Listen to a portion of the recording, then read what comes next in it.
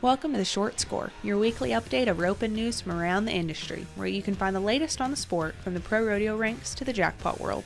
I'm Taylor Vollen, and I'm your host.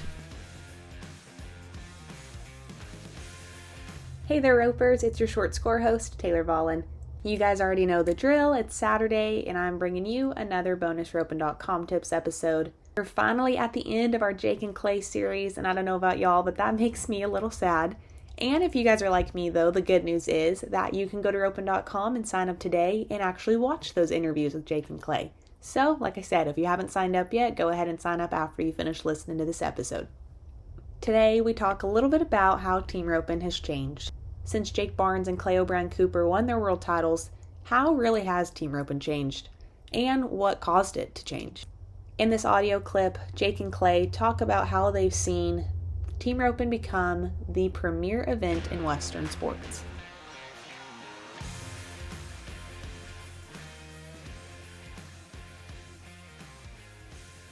This episode is brought to you by Nutramax. Cosequin ASU joint and hoof pellets contain quality ingredients to support joint and hoof health and leave out the fillers, molasses, and alfalfa, all while delivering the taste horses love. The colors of our ingredients shine through for a difference you can see. Visit CosequinEquine.com.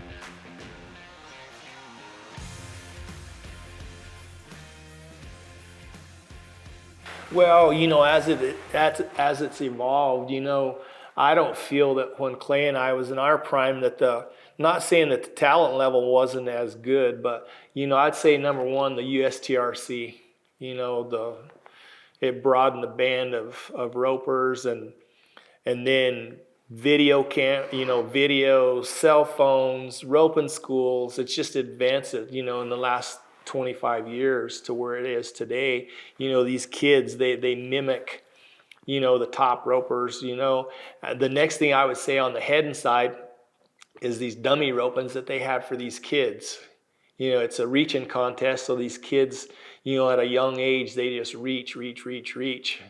And then they watch the NFR, and so that's all the mentality on the heading side of the reaching part of it. It just got so good. Those guys are so talented with the range that they have now. And so that's what I see. And now you got the World Series, which that doesn't really affect that's for the lower numbered ropers. But man, roping is so big nowadays, and you can actually make some good money at it. So, kids are prone to, want to do what they love, and they can make money at it. So,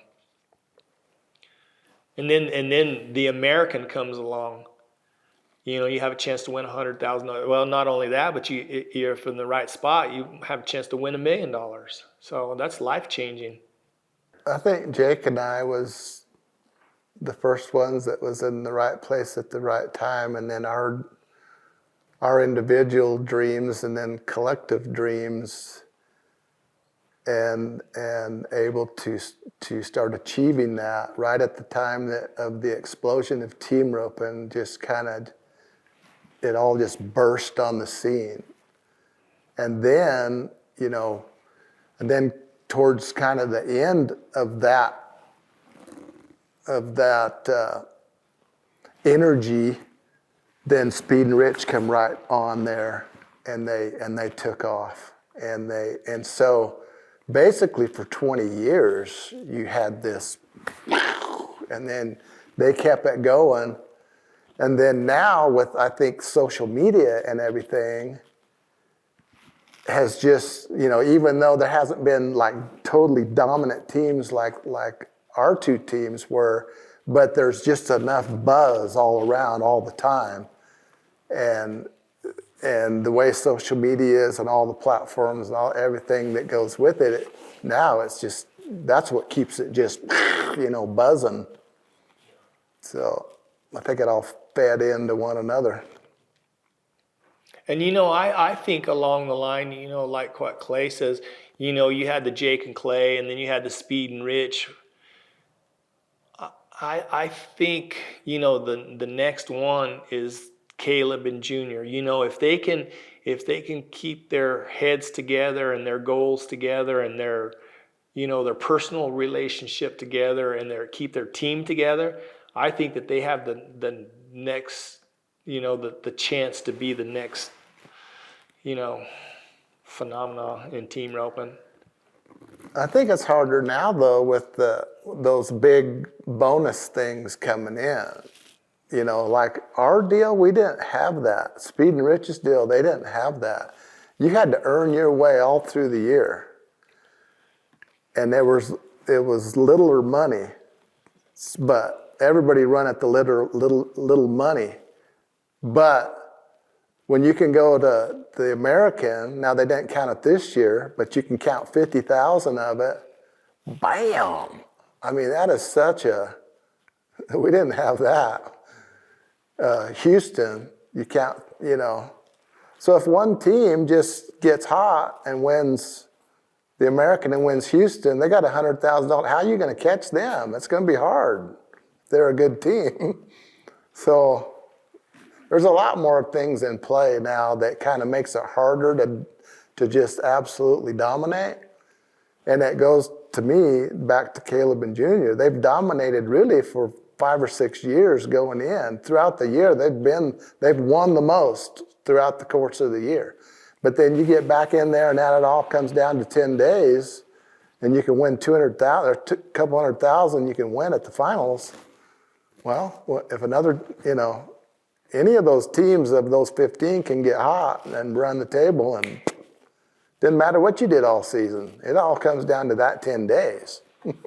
But it always seems like it comes down to that last year and whoever wins that average. I mean, that's just such a big factor. That $70,000 average. But isn't it exciting that there's 4 or 5 different scenarios coming down that last day usually, that there's 4 or 5 teams got a chance. This has to happen, this has to happen, da-da-da-da-da. Well, and everybody's got their own, every team that's got a chance, they're calculating, what if this happens? What if that happens? And, you got to be able to adapt, as a roper, as the card starts to fall, it's always to the advantage of the guy that gets to go last on what he controls his own destiny a lot of times. Sometimes it works out, sometimes it falls, the other way too.